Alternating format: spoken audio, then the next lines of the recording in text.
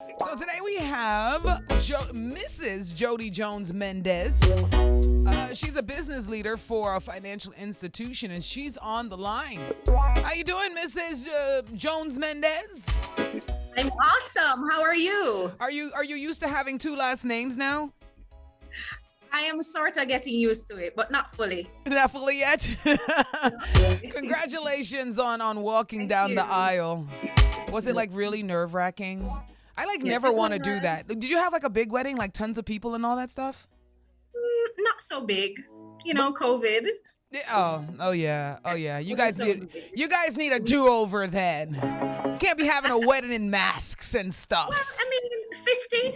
What about 50? 50 is not bad. Girl, I don't even want to get married. You're talking to somebody who don't even want that. I don't want to, because then you got to do all of this, and then all these people are like in your face with cameras, snapping pictures. Everybody wants to talk to you. Everybody wants to have and I'm just gonna want to run back to whatever room and take all of this tight clothes off and rub the makeup off and just watch Netflix.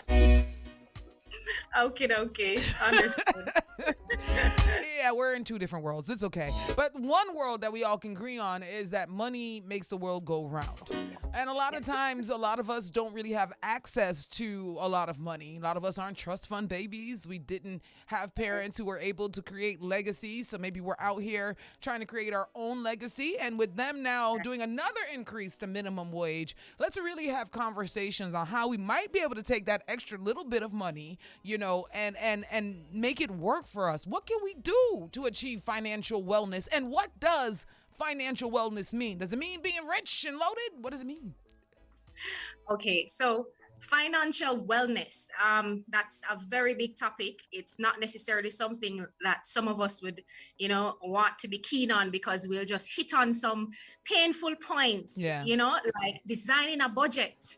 A lot of us are guilty about that. And in order to have financial wellness, there are some things that you definitely have to do. So the first thing you need to do is to design a budget. So you have the light bill, the water bill, the phone, the internet. You can't just be spending haphazardly. Mm-hmm. You actually have to design it, commit to do it every single month. And you want to actually diversify your income streams and identify all your expenses. So what you do is your income versus your expenses. Mm-hmm. And at that point, what we realize is that sometimes persons are overspending. Yeah. And that's where the problem comes in, because you end up at the end of the month with funds running out. What are some of the things that people mostly overspend on? What are some of the biggest overspending things? Clothes. Yeah. Going to parties. Spending it on small items that you really don't need. So, if you're in a situation wherein you are on a tight budget, you need to look at your needs versus your wants, because a lot of times your wants is what puts you in problem. Yeah. Buying things that you don't need right now. And that is why it is very important to set up an emergency fund. That's the next thing I want to touch on. So in COVID, we realized a lot of persons got salary cuts in half, 50%, 30%. Some totally lost their job completely. Totally lost your job. So it's important to set aside 3 to 6 months of your income for emergency purposes. And the funds must be very liquid and accessible. So you're not going to put it in stocks now, because you want to ensure that you can access those funds. Right? Because it's very important. It's pretty much a stash of just in case money. It's get vexed money for a whole different reason.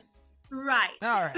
Lose your job, end up in an ER, need emergency repairs, the fridge went out. There's a lot of things that can happen. So you definitely need an emergency fund in order to have financial wellness. And the next thing I want to talk about is house. I mean, a lot of us are renting somewhere. Yep. But it's very good if you save towards owning your own home, because sometimes the monies that you're spending on rent, you could be paying a mortgage. So you want to be deliberate about home ownership, decide where you want to live, check out the house prices, do pre-approved mortgages, and invest in real estate. And listen, of course, here's another piece of advice for homeowners. So many people, especially Kingstonians, they keep only seeing Kingston and thinking Kingston to buy land, house, and property. You would be amazed at how much you can get as far as square footage and space and location if you just take away the city mentality. So if you don't necessarily have to live in Kingston, take a breather and get you a backyard. Yes, I agree with you, because if you realize a lot of the houses that are coming out are in the St. Catherine area, and there are some wonderful houses that side. It doesn't necessarily have to be Kingston. So I agree with you on that one. You just need some good Wi-Fi. Give me the good Wi-Fi, because I plan on getting me one off the grid. I'm sorry. Just give me the good Wi-Fi. That's so true. And retirement planning, a lot of young persons, including myself, when we think about retirement, we're just waiting to retire. But what it is that you want to maintain a good standard of living when you retire. You want to be able to support your family and the dependents. You want to prepare for not when I retire. I want my family to support me. What you talking about?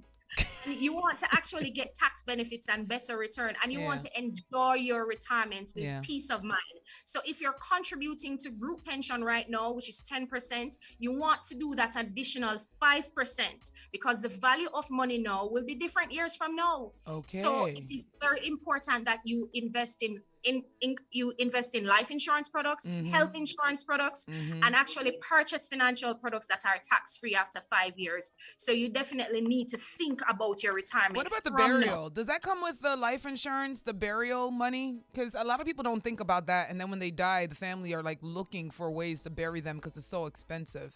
Okay, the life insurance, the burial money. It goes in the life, right? Yeah, the life is very important, because what you realize is that some persons, they're just living, saving their money. They don't have life insurance. So it puts a burden on the family members when something should happen. So that is very important. And that is a critical part of financial wellness, because I've seen where persons are run out of money because they had to spend it on a family member to bury them. So that is very important. And also college fund. You're thinking of going back to school, get an idea of the cost for the tuition and other costs.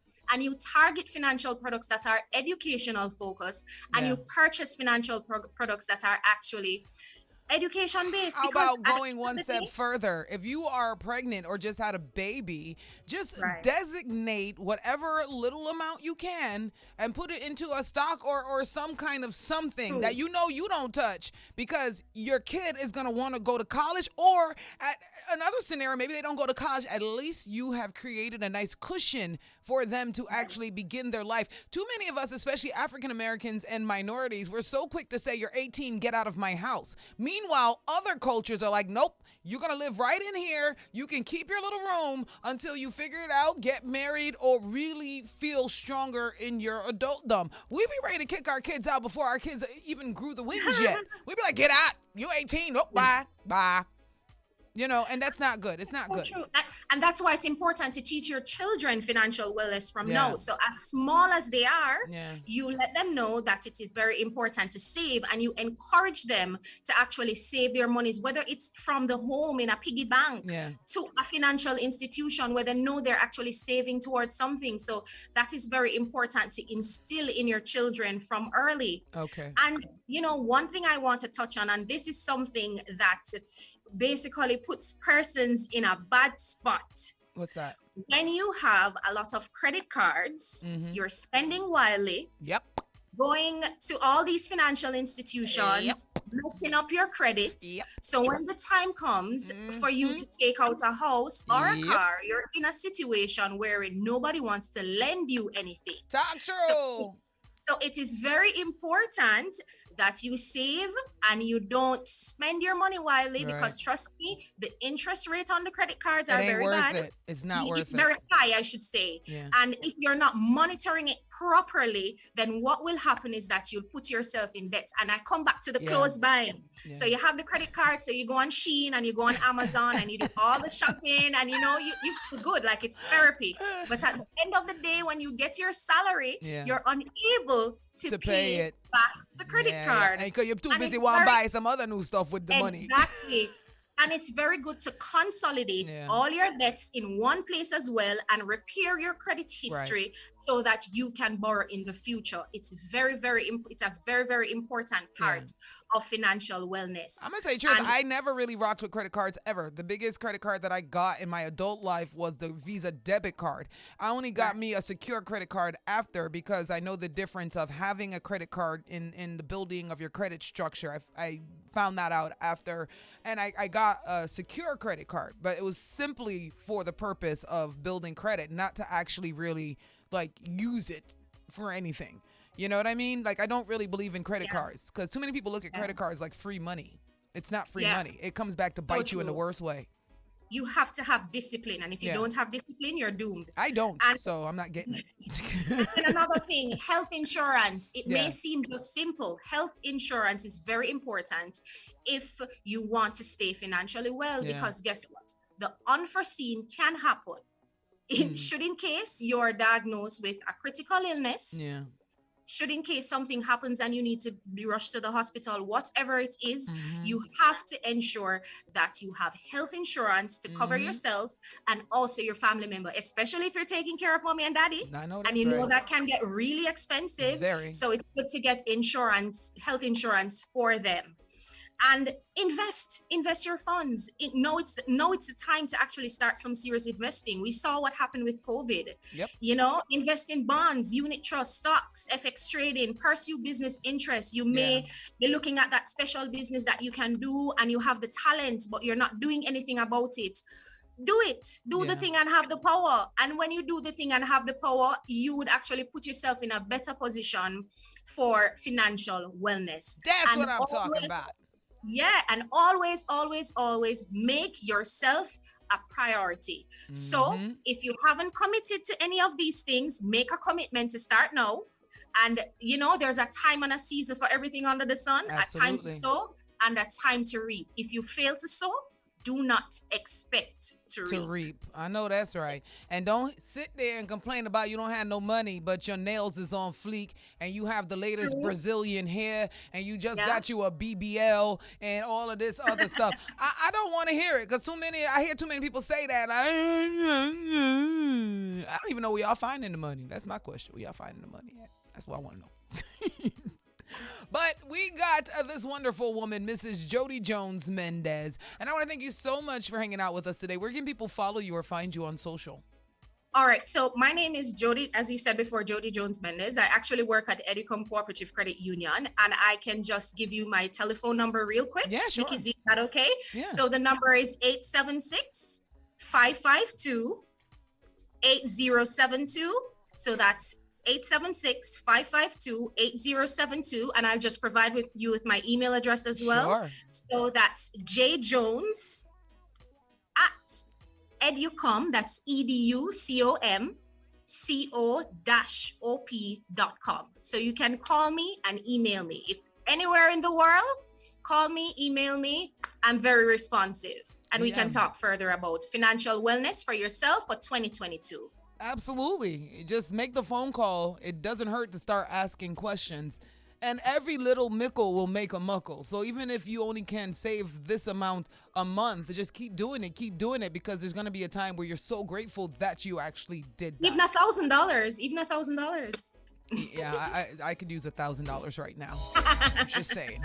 Anyway, thank you so much for hanging out with us, newlywed, Mrs. Jodi Jones Mendez. Thank you. Thank you so much. All right.